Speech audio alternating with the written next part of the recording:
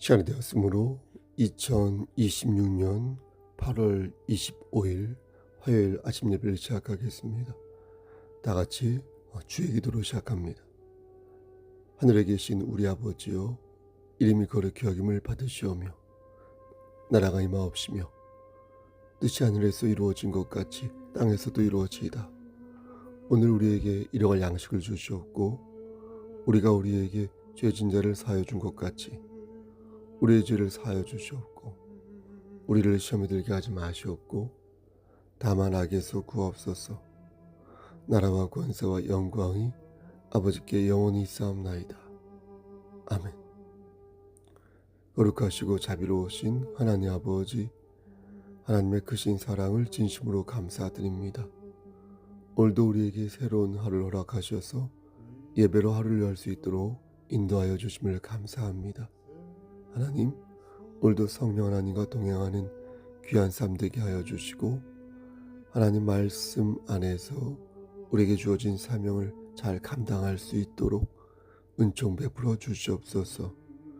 교회 공동체로서 우리 성석교회가 반듯하게 세워져 갈 수 있도록 하시고, 구원의 방주로서의 역할을 잘 감당하여 우리 지역사회에서 죽어가는 많은 어린 양들을 구원할 수 있는 그런 방주가 되게 역사하여 주시옵소서.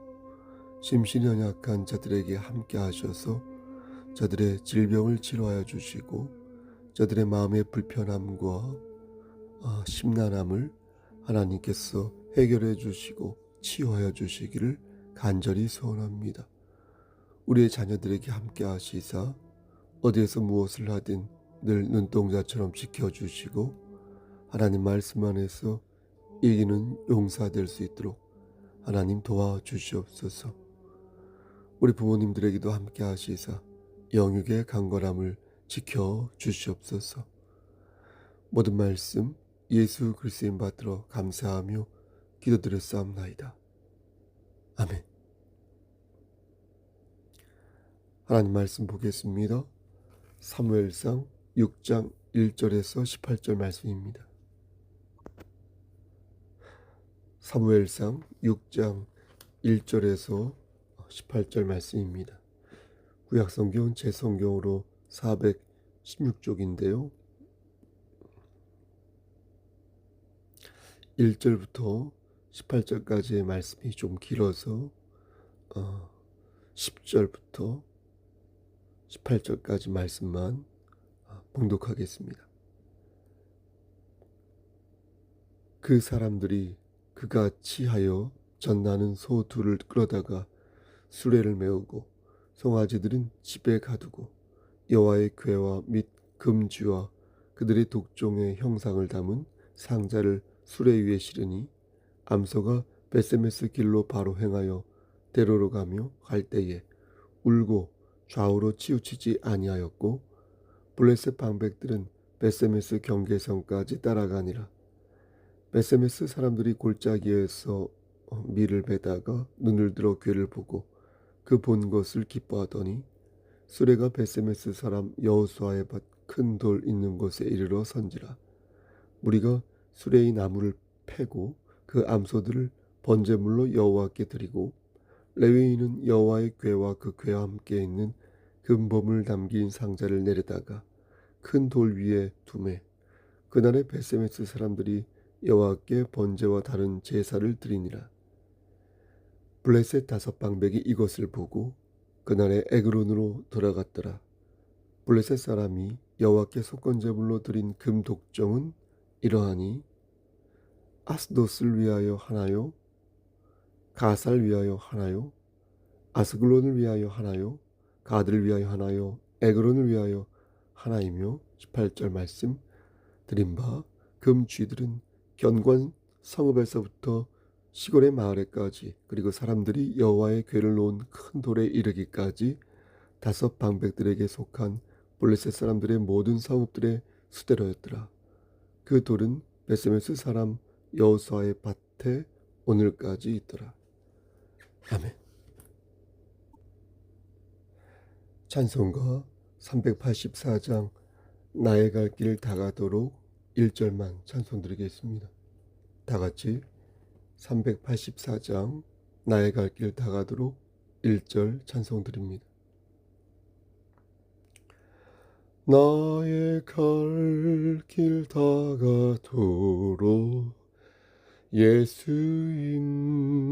인도하시니 내 주 안에 있는 긍휼 어찌 의심하리요. 믿음으로 사는 자는 하늘 위로 받겠네. 무슨 일을 만나든지 만사형통하리라. 무슨 일을 만나든지 만사형통하리라. 아멘.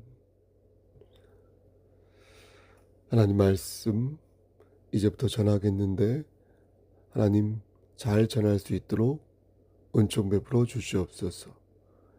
예수님의 이름으로 기도드렸습니다. 아멘. 시편을 보면 하나님을 애타게 찾는 성경 구절이 많습니다. 예를 들면 시편 35편 말씀을 보면 다윗 왕이 시라는 형식을 빌려서 이렇게 말합니다. 여호와여, 나와 다투는 자와 다투시고 나와 싸우는 자와 싸우소서. 그러면서 하나님을 애타게 찾는 장면이 나옵니다. 얼핏 보면 이런 다윗의 모습이 좀 그래 보입니다. 노골적이라고 할까요? 왜냐하면 지금 무조건 내 편이 되어달라고 하나님께 간청하는 거 아니겠습니까? 어린아이처럼 보이는 것입니다. 실제 시편 35편 말씀을 끝까지 읽어보면 다윗이 강력하게 하나님의 역사를 바라는 것으로 꽉 차 있습니다. 다윗은 힘주어 말하기를 나는 주께 감사하며 많은 백성 중에서 주를 찬송하였는데 저들은 화평을 말하지 않고 거짓말로 모략하였으니 그들을 바람 앞에 겨와 같게 하시고 여호와의 천사가 저들을 몰아내게 해주소서. 이렇게 간청합니다. 시편 35편에만 있는 게 아니라 다윗이 쓴 시편 대부분이 거의 다 이렇습니다. 자기는 살려주고 저들은 없애달라는 그런 간청으로 도배되어 있습니다. 그럼 우리도 그렇게 해도 되는 것일까요? 오늘 본문은 이에 대한 답이 되겠습니다.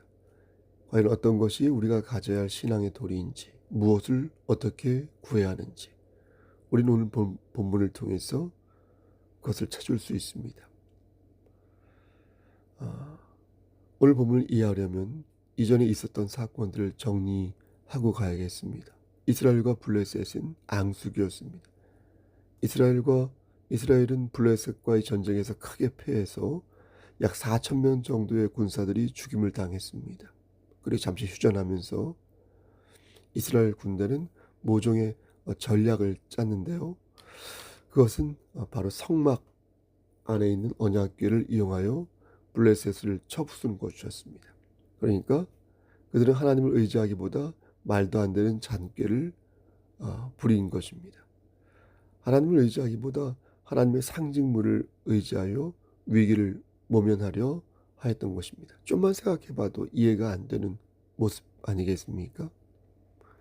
이는 전능하신 하나님의 권능을 언약궤에서 찾겠다는 건데, 바꿔 말하면 하나님의 능력을 언약궤에 가둘 수 있다는 교만한 발상 아니겠습니까? 하나님의 상징물을 의지하는 것과 하나님을 의지하는 것은 여러분 차원이 다른 문제 아니겠습니까? 하나님께서 상징물에 역사하사 언약궤나 지팡이나 십자가나 성찬식이나 그것들을 사용하실 수는 있어도 그 자체가 영험한 힘을 가지고 있는 것은 아닙니다. 그런데 이스라엘 군대는 그렇게 생각한 것입니다. 그들은 진정으로 하나님을 의지하지 않은 것입니다. 당장의 위기를 모면하기 위해 수작을 부린 겁니다. 그들이 정말 하나님의 역사를 기대했다면 그들은 먼저 하나님 말씀에 순종하는 모습을 보여야 했습니다. 그런데 그들은 당장의 위기를 모면하기 위해 유행을 받았던 것입니다. 이스라엘 군대는 어찌됐든 득이양양하였고 언약궤의 힘으로 단번에 블레셋 군대를 물리칠 수 있을 거라고 생각했습니다. 반대로 블레셋 군대는 바싹 기가 죽어서 저들의 신에 의해 죽임을 당하게 될 거라고 생각했습니다. 사무엘상 4장 8절 말씀을 보면 블레셋 사람들이 크게 두려워 떨며 말하기를 우리에게 화로다. 누가 우리를 이 능한 신들의 손에서 건지리요. 그들은 광야에서 여러 가지 재앙으로 애굽인을 친 신들이니라. 이렇게 말하면서 벌벌 떨었습니다. 이에 블레셋 군대는 탄식하며 절망에 빠졌는데 이는 여호와 하나님의 권능을 저들이 익히 들어서 알고 있었기 때문입니다. 그들이 볼 때는 이스라엘 백성들이 하나님을 의지하고 있다고 본 것이죠. 그래서 저렇게 호들갑을 떨면서 언약궤를 사용하는 것이라고 보았겠죠. 하지만 블레셋 군대는 전쟁을 포기하지는 않았습니다. 왜냐하면 그들은 하나님을 믿는 사람들이 아니었기 때문입니다. 그들은 마귀의 영을 가지고 있었기 때문입니다. 그러다 보니 모르겠다. 어떻게 되겠지 하며 눈먼 소처럼 끝까지 질주하였던 것입니다. 9절 말씀을 보면 그들은 서로를 독려하는 장면이 나오는데요. 너희 블레셋 사람들아 강하게 되며 대장부가 되라. 너희가 히브리 사람의 종이 되기를 그들이 너희의 종이 되었던 것 같이 되지 말고 대장부같이 되어 싸우라. 근데 여러분 전쟁의 결과가 어땠습니까? 예상과 달랐습니다. 이스라엘 군대는 패했고 그렇게 해서 죽은 숫자가 무려 3만 명이나 되었습니다. 게다가 그들은 언약궤까지 빼앗기고 말았는데 그것은 남아있는 자존심을 송두리째 빼앗긴 것과 다르지 않았습니다. 이스라엘은 총체적 난국에 빠졌습니다. 그런데 그 후 블레셋에서는 이상한 일이 발생했습니다. 독종이 끓기 시작하는데 블레셋 사람들은 이러한 재앙을 경험하면서 이게 여호와 하나님의 언약궤 때문이라고 생각했습니다. 하지만 언약궤에 맞서 전쟁에서도 이겼으니 정말 그런 것인지 좀 더 지켜보기로 했습니다. 하지만 독종이 끊이지 않으면서 블레셋 사람들은 결국 언약궤를 두려워하기 시작했고 그 공포는 날이 갈수록 더해져 갔습니다. 블레셋 사람들이 공포에 떨기 시작한 것은 어떠한 사건을 경험하고 나서부터인데 이름하여 그것은 다곤 사건이었습니다. 언약궤는 블레셋의 신 다곤, 얘네들이 다곤이라는 신을 믿었어요. 그 옆에 이 언약궤가 있었는데 하루는 다곤이 언약궤 앞에 절을 하고 있는 것을 보게 된 것입니다. 블레셋 아스돗 사람들은 아침에 다곤이 여호와의 궤 앞에서 엎드러져 얼굴을 땅에 묻은 것을 보고 이게 무슨 일인가 싶어 재빨리 다곤을 일으켜 세웠습니다. 근데 이튿날 다시 다곤이 또 엎드러져 있는 거예요. 거기에 그치지 않고 다곤의 머리와 두 손목이 끊어져 문지방에 널려 있었고 몸뚱이만 남아 있었습니다. 그 모습을 보고 우상을 숭배하는 블레셋 사람들이 어땠겠습니까? 충격에 빠졌고요. 여호와 하나님의 재앙이 이제 본격적으로 시작되었다고 믿게 되었습니다. 그런데 때마침 독한 종기가 일자 그들은 정말로 여호와의 궤를 두려워하게 된 것입니다. 그래서 언약궤를 가드로 옮긴 것이고 가드에서도 사람들이 두려움에 떨자 다시 에그론으로 옮긴 것이고 거기서도 사람들이 두려움에 떨자 결국 블레셋 지도자들이 모여 상의를 한 후에 다시 언약궤를 이스라엘에 돌려주기로 작정한 것입니다. 6장 1절 말씀을 보면 언약궤가 블레셋에 머물러 있었던 때가 7달이었다는 것을 알 수 있습니다. 당시 블레셋이란 나라가 5개의 도시로 구성되어 있었는데 각각의 도시를 다스리던 5 지도자들이 한 곳에 모여 언약궤를 돌려보내기로 결정한 것입니다. 그런데 그들은 언약궤를 그냥 돌려보내는 것이 아니라 금으로 만든 독종의 모양 5개와 금으로 만든 쥐 5마리를 속건제로 준비하여 함께 보낸 것입니다. 그리고 한 번 더 하나님이 정말 살아계신지 확인해 보자고 말한 것입니다.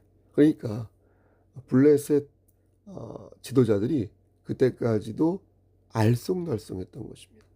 이스라엘 백성들이 애굽 땅에서 풀려나온 것을 생각하면 분명 하나님이 계신데 저렇게 맥없이 싸움에서 진 거, 전쟁에서 패한 것을 보면 여호와 하나님이 시원치 않은 존재 같기도 하고, 그래서 정말로 하나님이 살아계시고 정말로 여호와 하나님이 강력한 분이신지 확인해 보겠다는 것이었습니다.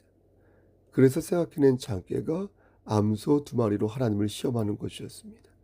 실험 대상의 암소는 한 번도 수레를 끌어본 적이 없는 소였는데 그런 2마리의 암소에게 수레를 끌게 한 것이었습니다. 그리고 더욱 확실하게 알아야 하므로 이 암소를 방금 새끼를 낳은 암소로 택하여 젖을 강제로 떼게 한 뒤에 새끼를 그립게 만들었습니다. 그리고 더더 확실하게 검증하기 위해 그 어떤 사람도 수레에 붙이지 않고 암소가 전혀 가보지 않은 베세메스라는 곳으로 가게 했습니다.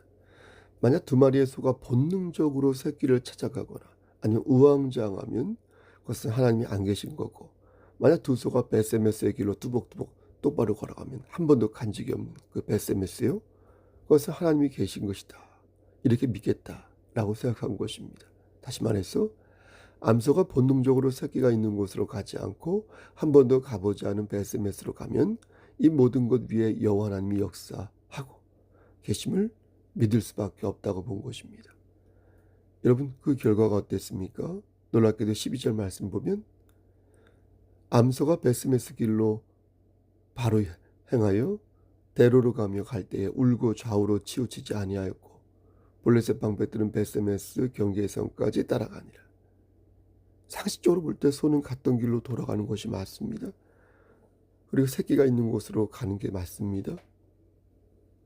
2 암소는 그런데 무려 16km나 떨어져 있는 베세메스로 뚜벅뚜벅 걸어간 것입니다. 그것도 좌우로 치우치지 않고 끝까지 정주해 간 것입니다.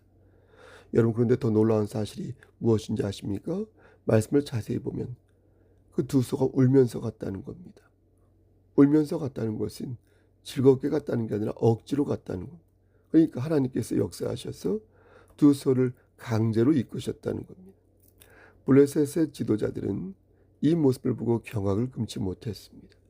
그리고 자신들에게 닥친 모든 재앙이 여호와 하나님으로부터 왔다는 사실을 비로소 인정하게 되었습니다.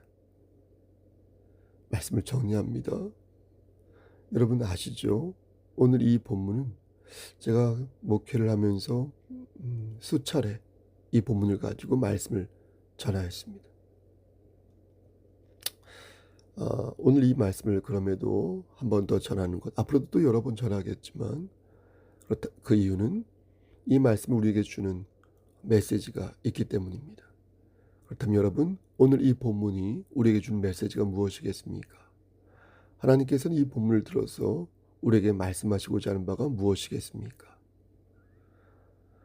그리스도를 믿는 많은 사람들이 하나님의 강력한 역사를 바라고 있습니다. 이렇게 말씀드리는 저 역시도 마찬가지입니다. 여러분들도 아마 그럴 것입니다.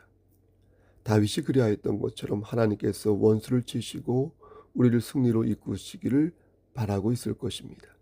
악한 마귀가 쳐놓은 올가미에서 벗어나 우리가 다시 독수리의 날갯짓을 하기를 우리는 원합니다. 하지만 우리는 여기서 명심해야 할 것이 있습니다.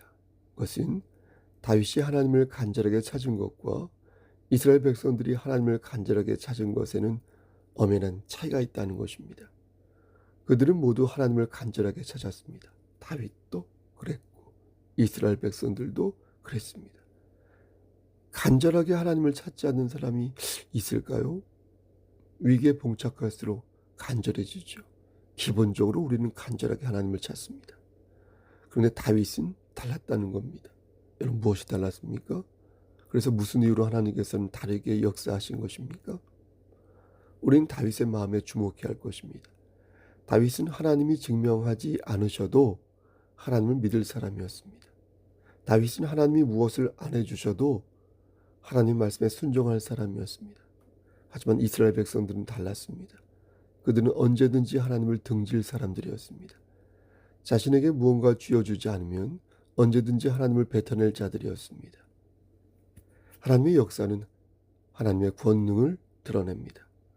블레셋 사람들에게 소를 움직여 역사하신 것도 하나님의 권능을 드러내기 위함이며, 이스라엘 군대에게 묵묵부답으로 역사하신 것도 하나님의 권능을 드러내기 위해 그런 것이었습니다. 하나님께서는 누구에게는 반응을 보여주셔서 역사하신 것이고, 누구에게는 침묵하셔서 그 또한 역사하신 것입니다.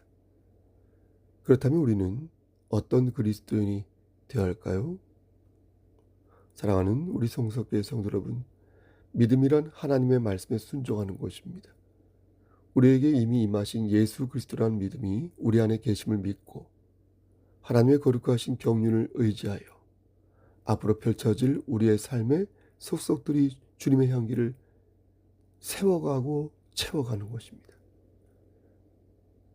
여러분들의 삶에 하나님께서 강력하게 임하시기를 원한다면 여러분의 일거수일투족을 하나님께 맡겨야 할 것입니다. 하나님의 말씀에 먼저 순종하여 결국 우리를 푸른 초장으로 이끌어 주심을 믿어야 할 것입니다. 여러분, 오늘 하루도 그러한 믿음으로 이기는 자 되시기를 주님의 이름 받들어 간절히 축원합니다. 아멘. 이제는 우리를 죄에서 구속하여 주신 우리 구주 예수 그리스도의 은혜와 아버지 하나님의 만극하신 그 사랑하심과 성령 하나님의 교통하시고 인도하시는 모든 역사하심이 오늘도 믿음으로 하나님 말씀 안에서 모든 것이 형통하여 져서 참 기쁨과 평안 속에서 이기는 자가 되기를 소원하는 여기 모인 성도들 머리 위에 하나님의 사랑하심이 세세토록 함께 계실지어다. 아멘.